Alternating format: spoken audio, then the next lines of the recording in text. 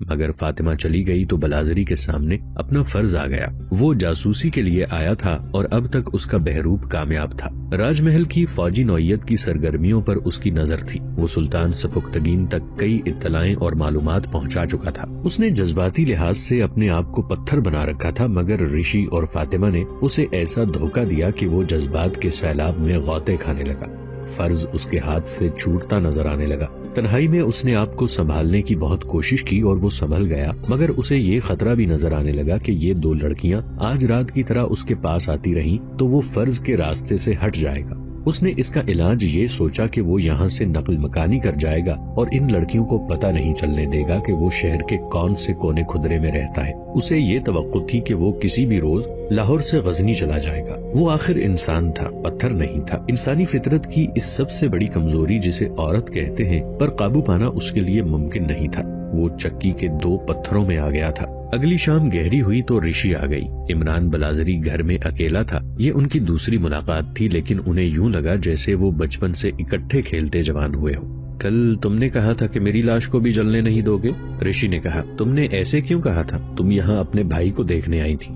بلازری نے رشی کے سوال کا جواب دینے کی بجائے پوچھا، آج کیوں آئی ہو؟ تمہیں دیکھنے۔ کیوں؟ تم مجھے اچھے لگتے ہو، اسی لیے میں تمہاری لاش نہیں جلنے دوں گا۔ عمران بلازری نے کہا، تم بھی مجھے اچھی لگتی ہو۔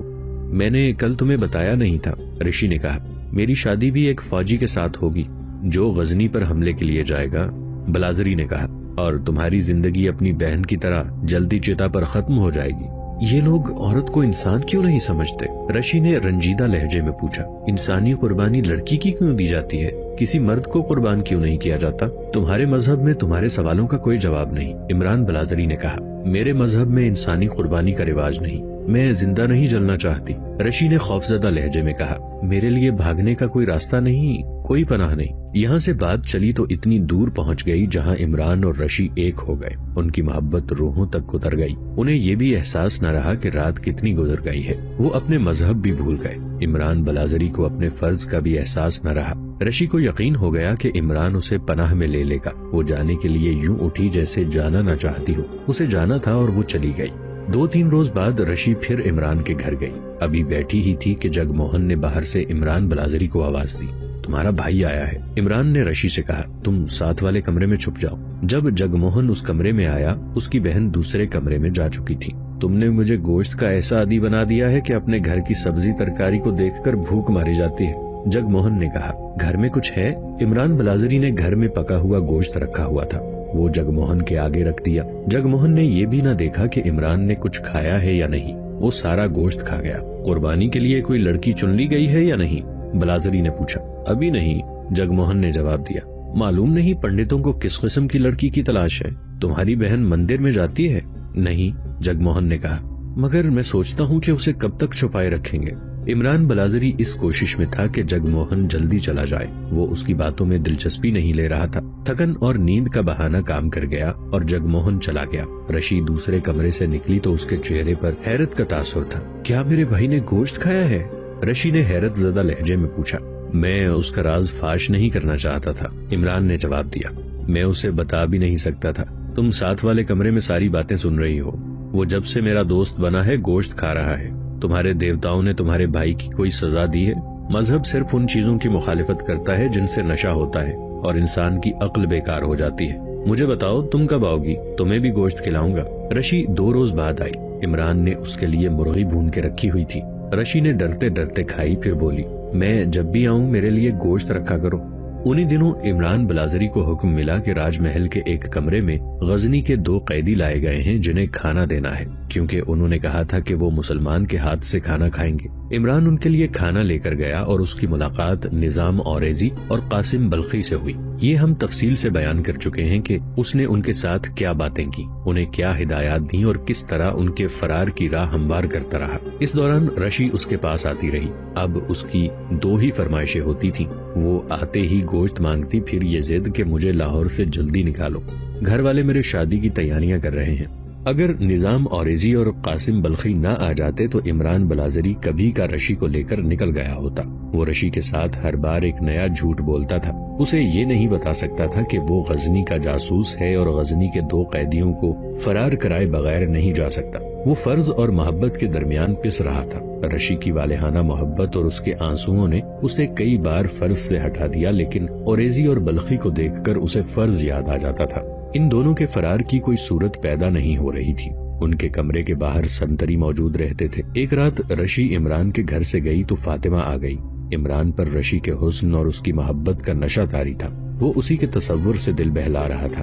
فاطمہ نے اسے اتنے حسین تصور سے بیدار کر دیا، اسے غصہ آ گیا۔ فاطمہ کسی اور نشے میں آئی تھی، یہ نشہ جسمانی تھا۔ میں نے تمہیں یہاں آنے سے منع کیا تھا، عمران نے غصے سے کہا۔ اپنے خامند کو واپس آنے دو، تم مجھے ٹال رہے ہو، فاطمہ نے کہا۔ مانگو، اپنی کتنی قیمت مانگتے ہو؟ مجھے کچھ نہیں چاہیے فاطمہ، تمہیں وہ ہندوانی چاہیے، فاطمہ نے طنزیہ لہجے میں کہا۔ وہ جو تمہارے پاس آتی رہتی ہے، میں چاہوں تو تمہیں پکڑوا سکتی ہوں۔ تم جانتے ہو کہ یہاں ہندوؤں کا راج ہے جو مسلمانوں سے نفرت کرتے ہیں۔ تمہاری چوری پکڑی گئی تو سیدھے قید خانے میں جاؤ گے، میں اس سے پہلے لڑکی سمیت غائب ہو جاؤں گا، عمران بلازری نے کہا۔ تم میرے پاس جو امید لے کر آئی ہو وہ پوری نہیں ہو سکے گی۔ رشی کے مقابلے میں تم جیسی 20 لڑکیوں کو دھتکار سکتا ہوں۔ یہ عمران بلازری کی بڑی خطرناک غلطی تھی۔ اسے احساس نہیں تھا کہ رقابت عورت کو چڑیل بنا دیا کرتی ہے۔ فاطمہ کے ساتھ جو ظلم ہوا تھا اس سے وہ باولی ہوئی جا رہی تھی۔ اس نے شرم و حجاب اتار پھینکا تھا۔ وہ غصے سے چلی گئی۔ فاطمہ کو ہندو عورتوں سے معلوم ہو چکا تھا کہ پنڈت راجا جے پال کی فتح کی خاطر ایک کنواری لڑکی کی قربانی دے رہے ہیں، لیکن انہیں اپنے مطلب کی لڑکی نہیں مل رہی۔ فاطمہ نے اگلا دن بڑی مشکل سے گزارا۔ رات کو وہ مندر میں چلی گئی۔ اس نے ہندو عورتوں سے باتوں باتوں میں معلوم کیا کہ بڑا پنڈت کہاں رہتا ہے۔ وہ پنڈت کے پاس چلی گئی۔ پنڈت اسے دیکھ کر حیران ہوا، اسے اپنے پاس بٹھایا۔ آپ لڑکی کی قربانی کب دیں گے؟ فاطمہ نے پوچھا۔ جب ہمیں وہ خاص قسم کی لڑکی مل جائے گی، پنڈت نے کہا۔ تم کیوں پوچھ رہی ہو؟ میں آپ کی مدد کرنے آئی ہوں، فاطمہ نے کہا۔ آپ کو علم نہیں کہ شہر کی تمام ہندو لڑکیاں مندر میں نہیں آتی؟ میں آپ کو ایک لڑکی دکھاؤں گی، مجھے امید ہے کہ وہ قربانی کے لیے موزوں ہوگی۔ اس نے رشی کے باپ کا نام لیا اور پوچھا، آپ نے اس کی بیٹی کو کبھی دیکھا ہے؟ میں نے تمہیں بھی کبھی نہیں دیکھا تھا، پنڈت نے کہا۔ تم کس کی بیٹی ہو؟ میں مسلمان ہوں، فاطمہ نے جواب دیا، اور ایک تاجر کی بیوی ہوں۔ تمہیں ہماری قربانی اور ہمارے مذہب کے ساتھ کیا دلچسپی ہو سکتی ہے؟ پنڈت نے پوچھا۔ تمہارے دل میں جو کچھ ہے وہ بتاؤ۔ یہ مندر کے ساتھ ملا ہوا ایک کمرہ تھا۔ کسی مسلمان کو مندر کے اندر قدم رکھنے کی اجازت نہیں تھی۔ کوئی مسلمان کسی ہندو کے گھر میں داخل نہیں ہو سکتا تھا کیونکہ مسلمانوں کو ناپاک سمجھا جاتا تھا۔ مگر پنڈت کو جب فاطمہ کے متعلق پتا چلا کہ وہ مسلمان ہے تو اس نے اسے گھر سے نکالا نہیں۔ وہ چونکا اور بدکا بھی نہیں۔ وہ جان گیا کہ یہ جواں سال اور حسین لڑکی کسی اور مقصد کے لیے آئی ہے۔ پنڈت گھاگ اور خراٹ آدمی تھا۔ اس نے فاطمہ کو گہری نظروں سے دیکھتے ہوئے کہا کہ تمہارے دل میں جو کچھ ہے بتا دو۔ فاطمہ تجربہ کار اور خراٹ نہیں تھی، وہ تو رقابت اور اپنی توہین کی آگ میں جل رہی تھی۔ اس کی عقل پر شیطانی قوتوں کا قبضہ تھا۔ وہ اپنے ماں باپ سے، اپنے خامند سے، رشی سے اور عمران بلازری سے انتقام لینے پر تلی ہوئی تھی۔ اس کی تمام تر تخریبی قوتیں بچھو کے ڈنک کی طرح تیار اور مستعد ہو گئی تھیں۔ اس نے پنڈت کے سوال کے جواب میں اپنے کپڑوں کے اندر سے ایک پوٹلی نکالی اور پنڈت کے آگے رکھ کر کھول دی۔ اس میں سونے کے چند ایک سکے تھے۔ اس نے پنڈت کی آنکھوں میں آنکھیں ڈال دی۔ میں نے جس لڑکی کا نام لیا ہے اس کی آپ انسانی قربانی دے دیں، فاطمہ نے رازداری کے لہجے میں کہا۔ اگر یہ لڑکی ہمارے مطلب کی نہ ہوئی تو؟ وہ کنواری ہے، فاطمہ نے کہا، بہت خوبصورت ہے، عمر 16-17 سال ہے۔ اگر وہ قربانی کے مطلب کی نہیں تو بھی اس کی قربانی دے دیں۔ ہمارے مذہب میں دخل اندازی نہ کرو لڑکی، پنڈت نے مذہبی پیشواؤں کے روب سے کہا۔ ہم ایک خاص قسم کی لڑکی کی تلاش میں ہیں، پنڈت جی مہاراج، فاطمہ نے کہا۔ کوئی مذہب انسان کی قربانی کی اجازت نہیں دیتا۔ یہ رسم مذہب کے ان ٹھیکیداروں نے شروع کی ہے جو اپنے مہاراجا کو خوش کر کے انعام و اکرام لینا چاہتے ہیں، اور جو لوگوں پر یہ ثابت کرنا چاہتے ہیں کہ وہ خداؤں اور دیوتاؤں کے خاص درباری ہیں اور وہ جس کسی کی بھی جان لینا چاہیں گے لے سکتے ہیں۔ آپ لوگ اپنے آپ کو عام انسانوں سے بہت اونچا رکھتے ہیں۔ میرے مذہب کی توہین نہ کرو لڑکی، پنڈت نے دبے دبے غصے سے کہا۔ تم نہیں جانتی کہ اس کی سزا کیا ہے۔ میں صرف آپ کے مذہب کی بات نہیں کر رہی مہاراج، فاطمہ نے کہا۔ میرے مذہب میں بھی یہی کچھ ہوتا ہے، صرف انسانی قربانی نہیں دی جاتی۔ جہاں تک ہمارے اماموں اور مولویوں کا تعلق ہے وہ آپ کی طرح مذہب کی ٹھیکیداری کا دعویٰ کرتے ہیں، اپنی آواز کو خدا کی آواز کہتے ہیں، اپنی خواہشات کو خدا کا حکم بتاتے ہیں اور اپنے آپ کو عام انسانوں سے بہت بلند خدا کے قریب سمجھتے ہیں۔ اس طرح مذہب کی اصلیت پر پردے پڑے رہتے ہیں اور انسان بھٹکتے پھرتے ہیں۔ پنڈت جی مہاراج، آپ نے اپنا جو درجہ بنا رکھا ہے اس سے نیچے آئیں. مجھے اس مندر کے کچھ ایسے راز معلوم ہیں جو آپ سمجھتے ہیں. یہ کسی کو بھی معلوم نہیں. آپ جانتے ہیں کہ جسے زخم آتا ہے یا چوٹ لگتی ہے وہ درد سے کراہتا ہے, اور اس کے کراہنے کو وہ لوگ سن لیتے ہیں جن کے کان ہوتے ہیں. تم کم سن ہو لڑکی. پنڈت کے لہجے میں روب کی بجائے اپنائیت سی تھی. کہنے لگا, اس عمر میں تم ایسی باتیں کرتی ہو جو پختہ عمر میں بھی نہیں سوچی جا سکتی. میرے دل کے زخموں نے مجھے پختہ کار بنا دیا ہے, فاطمہ نے جواب دیا. یہ میری عقل کی نہیں, میرے دل کی آواز ہے. میرا دل کرا رہا ہے, سسکیاں لے رہا ہے. وہ کون سے راز ہیں جو تم جانتی ہو؟ ایک یہ کہ میں حسین اور نوجوان نہ ہوتی تو آپ اتنا ہی سن کر کہ میں مسلمان ہوں مجھے دھکے دے کر اس کمرے سے نکال دیتے, کمرے کو دھلاتے, یہاں لبان جلاتے, بھجن گاتے, تب یہ کمرہ پاک ہوتا. مگر مجھے دیکھ کر آپ بھول گئے کہ مسلمان ناپاک ہوتا ہے. آپ نے سونے کے سکوں کو اٹھایا نہیں, پھینکا. آپ کی زبان میں اور آپ کے الفاظ میں پنڈت موجود ہے, مگر جن آنکھوں سے آپ مجھے اور سونے کے ان سکوں کو دیکھ رہے ہیں ان سے پنڈت غائب ہو چکا ہے. آپ کی آنکھوں میں مجھے اپنا خامند دکھائی دے رہا ہے. اس نے میرے باپ کے ساتھ میرے حسن اور میری جوانی کا سودا کیا تھا. میں بکی ہوئی چیز ہوں. میں اب سودا کرنے سے نہیں ڈرتی. اپنے دل کی مراد کی خاطر میں سودا کرنے آئی ہوں. تم راز کی بات کہہ رہی تھی. دل پر ہاتھ رکھیں اور سنیں, فاطمہ نے کہا. آپ کو انسانی قربانی کے لیے خاص قسم کی لڑکی صرف اس لیے نہیں مل رہی کہ آپ نے دولت والوں کی بیٹیوں پر ہاتھ رکھا, لیکن ذرا جواہرات لے کر آپ نے ان سے ہاتھ کھینچ لیا. میرا خامد بہت بڑا تاجر ہے. وہ نام کا مسلمان ہے. وہ اپنے مذہب کا صرف ایک اصول جانتا ہے کہ ایک مسلمان بیک وقت 4 بیویاں رکھ سکتا ہے. اس کا اٹھنا بیٹھنا, اس کا دوستانہ ہندوؤں کے ساتھ ہے. اسے بہت سی باتیں معلوم ہیں. میں اپنے ایمان کو ایک طرف رکھتی ہوں, آپ اپنے دھرم کو اس دروازے سے باہر رکھ دیں. سونے کے یہ ٹکڑے گن لیں اور سودا کریں. کچھ اور چاہیے تو بتا دیں. پنڈت کے ہونٹوں پر ایسی مسکراہٹ آ گئی جیسے بھیڑیے نے کمزور سا شکار دیکھ لیا ہو. یہ خندہ دندہ نما تھا. وہ فرش پر بیٹھا تھا. فاطمہ اس کے سامنے 2 ہاتھ دور بیٹھی تھی. پنڈت کا ہاتھ فاطمہ کی طرف بڑھا اور اس کے ہاتھ کو دبوچ لیا. پنڈت کے دوسرے ہاتھ نے سونے کے سکوں والی پوٹلی اپنی طرف سرکا لی. اس نے یہ پوٹلی گھٹنے کے نیچے کر لی. فاطمہ نے اپنا ہاتھ پنڈت کے ہاتھ پر رکھ دیا. میں کیسے یقین کر سکتی ہوں کہ میرا کام ہو جائے گا اور میرے ساتھ دھوکہ نہیں ہوگا؟ تم اس لڑکی کو اپنے راستے سے ہٹانا چاہتی ہو نا؟ پنڈت نے ایسے لہجے میں کہا جو گناہ کے تصور سے شرابی کے قدموں کی طرح ڈگمگا رہا تھا. اگر اس کے ماں باپ نے آپ کی مٹھی گرم کر دی تو کیا ہوگا؟ وہی ہوگا جو تم چاہتی ہو. کمرے کا دروازہ کھلا تھا. پنڈت نے ایک ٹانگ لمبی کر کے ایک کواڑ بند کر دیا. فاطمہ نے ہاتھ لمبا کر کے دوسرا کواڑ بند کر دیا. رات خاموش تھی. مندر میں رکھا ہوا اندر کا بت خاموش تھا. پنڈت کے کمرے میں رکھی ہوئی مورتیاں خاموش تھی. کشن مراری کی مرلی خاموش تھی. مندر کا سنکھ خاموش اور گھنٹیاں خاموش تھی. رشی اپنے گھر اور عمران بلازری اپنے گھر گہری نیند سوئے ہوئے تھے. وہ ایک دوسرے کو خواب میں دیکھ رہے ہوں گے. مندر میں ان کے خوابوں کا سودا ہو چکا تھا. اگلے دن کا سورج ابھی ابھی طلوع ہوا تھا. عمران بلازری کچھ دیر پہلے گھر سے اپنے کام کو جانے کے لیے نکلا تھا. وہ فاطمہ کے خاوند کی محل جیسی حویلی کے سامنے سے گزرا تو چلمن کی اوٹ سے اسے فاطمہ کی سرگوشی سے ذرا ہی بلند آواز سنائی دی. عمران. وہ رک گیا. چلمن سے جھانکتا ہوا فاطمہ کا چہرہ نظر آیا. اس چہرے میں اسے کوئی تبدیلی نظر نہ آئی. اپنا وعدہ یاد رکھنا, فاطمہ نے کہا. عمران بلازری کا خون کھولنے لگا. وہ کچھ بھی نہ بولا اور چل پڑا. راج محل کے احاطے میں جا کر وہ اسی کمرے میں گیا جہاں غزنی کے 2 قیدی نظام اوریزی اور قاسم بلخی کو رکھا گیا تھا. جیسا کہ پہلے بتایا جا چکا ہے ان کے ہاتھ پاؤں کھلے ہوئے تھے. کمرہ کھلا تھا. کمرے کے باہر اور عقب میں 2-4 سنتری موجود رہتے تھے. چونکہ راجہ جے پال ان سے راز کی باتیں معلوم کرنے کی کوشش کر رہا تھا اس لیے انہیں قیدیوں کی طرح زنجیروں میں جکڑ کر قید خانے میں نہیں رکھا گیا تھا. ان کی خاطر تواضع کا ایسا انتظام تھا جیسے شاہی مہمانوں کا ہوتا ہے.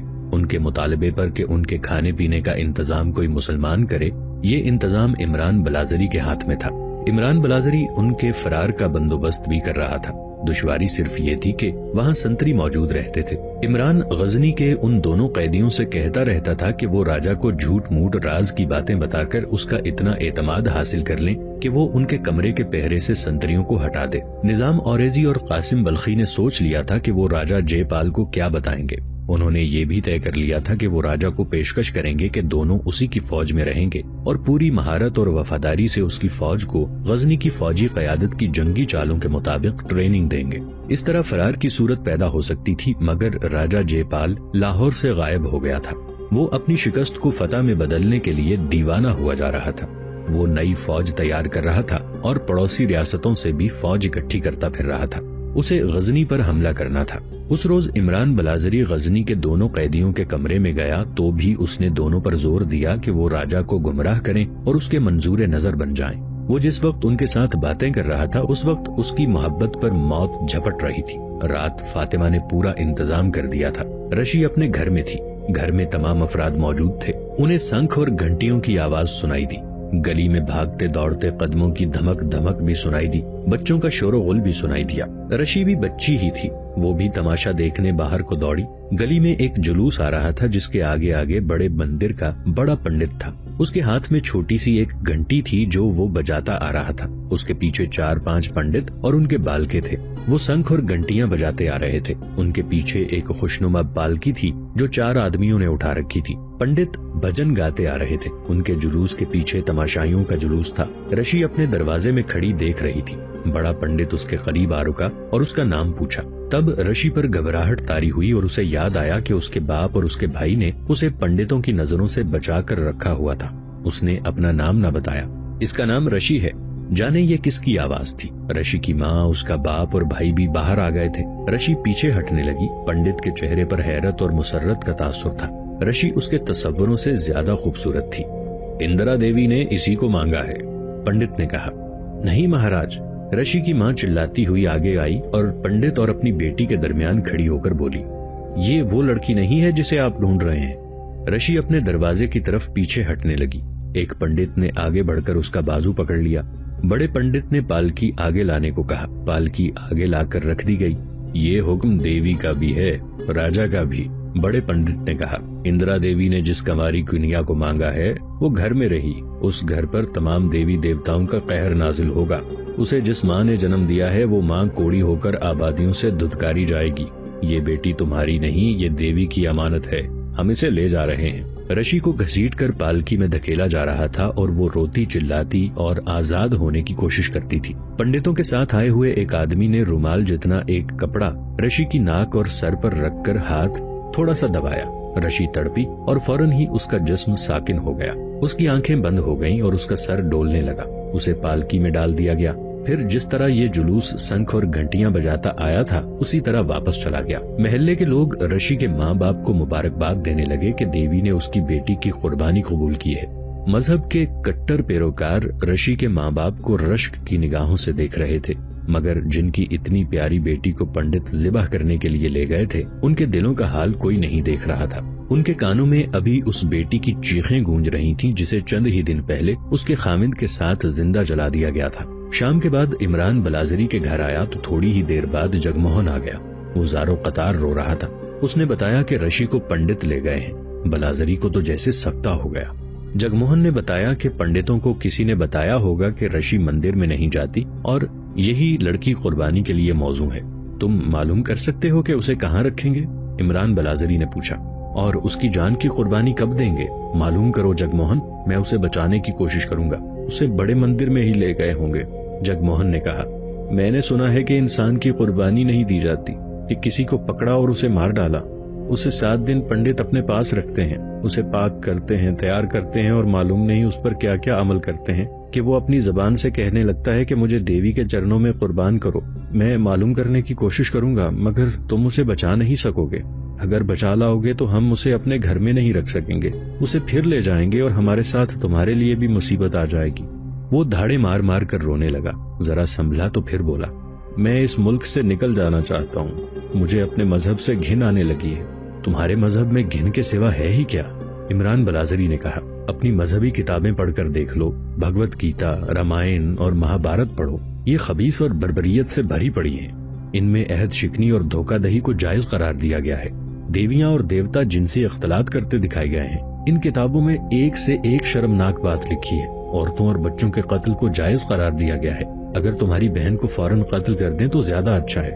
मैं जानता हूँ वो जब तक जिंदा रहेगी पंडित उसके साथ क्या सलूक करेंगे। जगमोहन की आंखें ठहर गईं। उसका चेहरा लाल होता चला गया। तुम अपने पत्थर के खुदाओं से डरते हो, इमरान बलाजरी ने कहा। तुम उनका सामना करने से घबराते हो। मैं मुसलमान हूँ, मुझे उनका कोई डर नहीं। मैं तुम्हारे देवी और देवताओं से तुम्हारी बहन छीन लाऊंगा। अगर मैं कामयाब हो गया तो तुम्हारी बहन भी और तुम भी मेरे साथ चलोगे। कहाँ? ये उस वक्त बताऊंगा, इमरान बलाजरी ने कहा। लेकिन तुम दोनों को मेरा मजहब कबूल करना पड़ेगा।